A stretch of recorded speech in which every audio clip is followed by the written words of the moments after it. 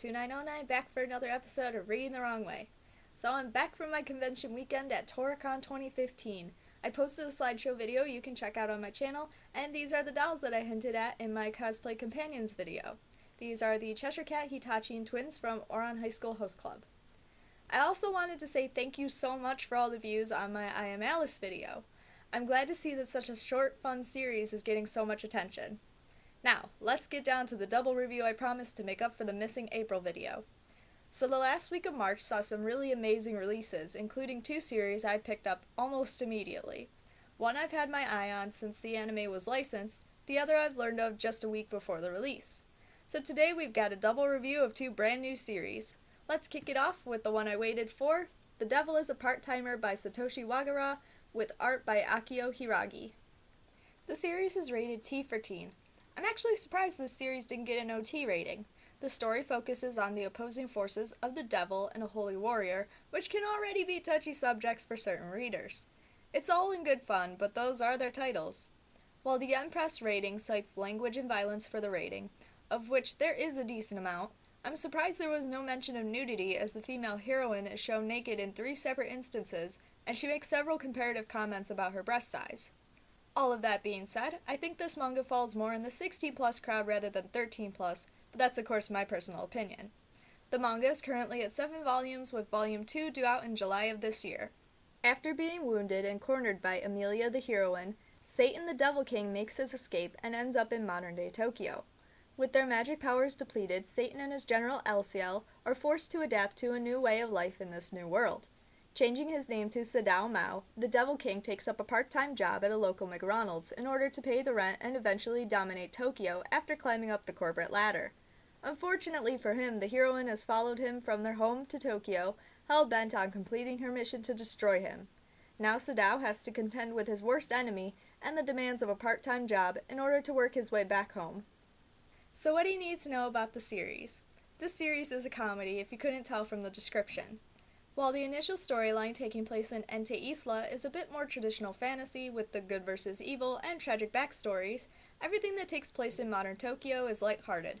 Sadao and his general cross paths with the police, rent an apartment, and struggle with a tight budget, all experiences people can relate to at some level. Sadao handles problems most part-timers in retail positions deal with, including surpassing sales records and providing excellent customer service to impress management. We see the devil and his general, fearsome in their home country, reduced to almost regular humans. The heroine shows that while she's in a similar situation, she has a better handle on her world, and often even surpasses our male leads in survival tactics. The series is pretty shonen in nature. Sadao and his general Ashio retain their broad shoulders and fit bodies even after losing their powers. Of course, I've already mentioned Amelia's lack of clothing in certain scenes, and her comparing her breast size to other characters. There's not a lot of violence in the first volume, at the very least not much hand-to-hand combat, so to speak.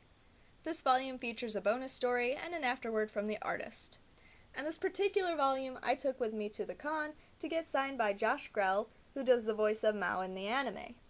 When I handed him the volume to get it signed, he was actually really surprised. He didn't know that they had licensed this for release over here. So when he started to sign it, he started flipping through it and reciting lines from it. It was really an awesome experience, and I actually thought he was going to read the whole thing while we were at the signing. So I was really excited about that, and it was a really amazing time that I had from this convention. Yen Press is not only releasing the manga, but also the original light novels the manga is based on, as well as a spin-off, all at the same time. I've not touched either of these other volumes, so I can't comment about content, but for those interested, there are currently 13 light novel volumes with the first out right now. The spin-off, Devil is a Part-Timer High School manga, reimagines the cast as high school students in modern-day Japan. There are 3 volumes to this series that will begin release this August. There's a 13-episode anime series, which is how I first learned of the series. I knew I wanted more of it and found myself experiencing the story like the heroine, in disbelief as the devil actually portrays himself in a fairly human light as he adapts to our world.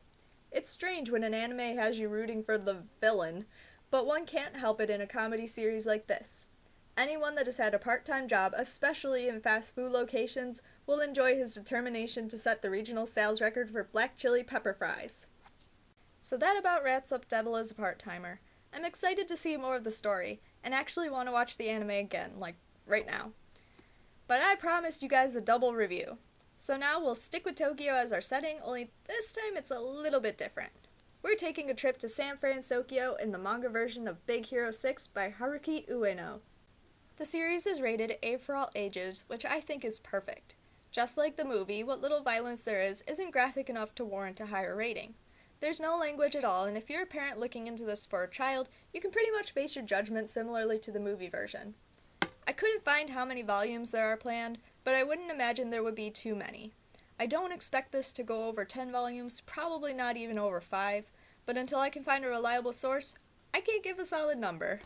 Because this manga has a lot going for it, I'm going to change things up a bit and begin with the what do you need to know about this series section first.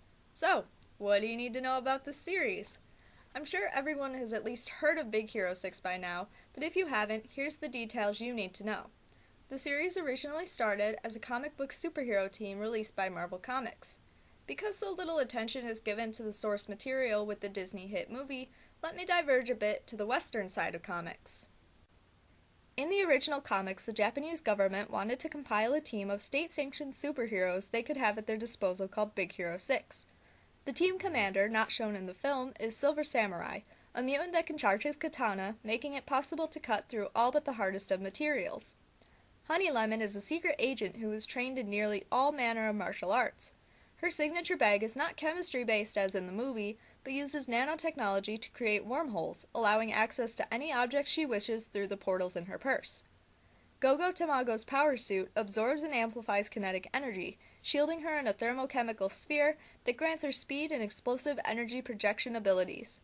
Hiro Takachiko, yes, they changed his last name for the film, is still a child genius, but it's him that builds Baymax, who is not the white marshmallow of the movie. This Baymax can take on 3 forms, and was created to be Hiro's bodyguard and butler. His usual form is that of a green humanoid lizard. His second form features a mechanical suit, and he has a human form resembling a large adult male. Nothing like the personal healthcare companion we're all familiar with. Sunfire, also not shown in the film, is a Japanese mutant that can fly and generate fiery blasts of plasma. Wasabi no Ginger is a Japanese male who is a trained chef. He wields various swords and can concentrate his chi energy into throwing knives that can paralyze enemies. Fred, nicknamed Fredzilla, can create a large Godzilla-like creature with his aura that acts like psionic armor. Silver Samurai and Sunfire can be seen in other comics and movies, including the Wolverine and X-Men movies. Because these movie franchises are owned by Fox, this is most likely part of the reason why they weren't included in the Disney film. Now, I'm not at all knocking the film by saying all this. If I'm being honest, this might be my favorite modern Disney film. Even knowing the original source material, I still love everything about Disney's version. But being a review video focusing on comics, I thought I'd introduce you to a Western one for a change. So without further ado, I present Big Hero 6, the manga. After a successful performance at his college's student showcase, Hiro Hamada seems to be going places, but all he wants to do is invent things with his brother Tadashi. When Tadashi sneaks out and is lost through a portal in an attempt to save him, Hiro's world crashes around him. A masked man has recreated his winning project, and Hiro wants nothing more than to stop him and find out what Tadashi was doing with the portal. He finds comfort in his brother's showcase project, a healthcare robot named Baymax. With a few upgrades and the help of Tadashi's college friends, Hiro sets out to find the masked man and an explanation for everything. So what else do you need to know about the series? This manga was originally published in Kodansha's magazine's special September issue, serving as a preview to the film. According to Disney, this was the first manga to preview a Disney movie story before the actual movie premiered in theaters worldwide. Spoiler alert! There are quite a few differences between the movie and the manga. Don't expect a panel-for-panel retelling of the film. While there are some scenes that will be easily recognizable, I want to highlight some of the differences. If you don't want to know about any of these, please jump forward in my video to the annotation time somewhere down below. I'll give you a few minutes to get away.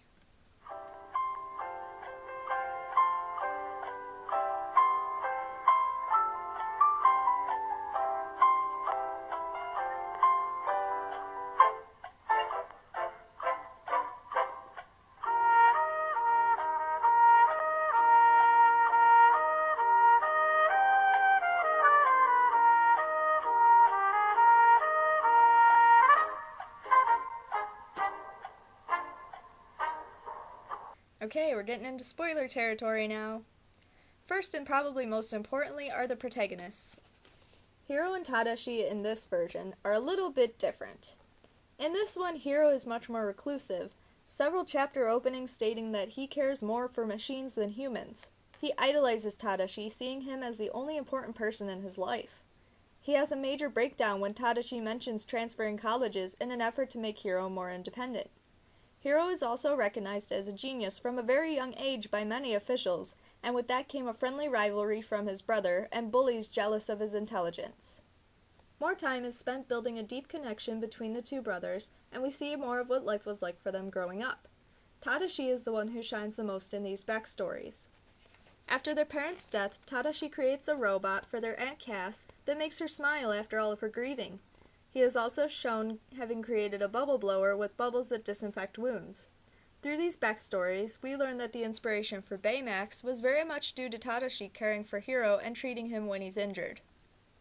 Major spoiler alert! If you haven't left yet and you don't want a major plot point spoiled, please jump ahead right now. The biggest change is the circumstances of Tadashi's death.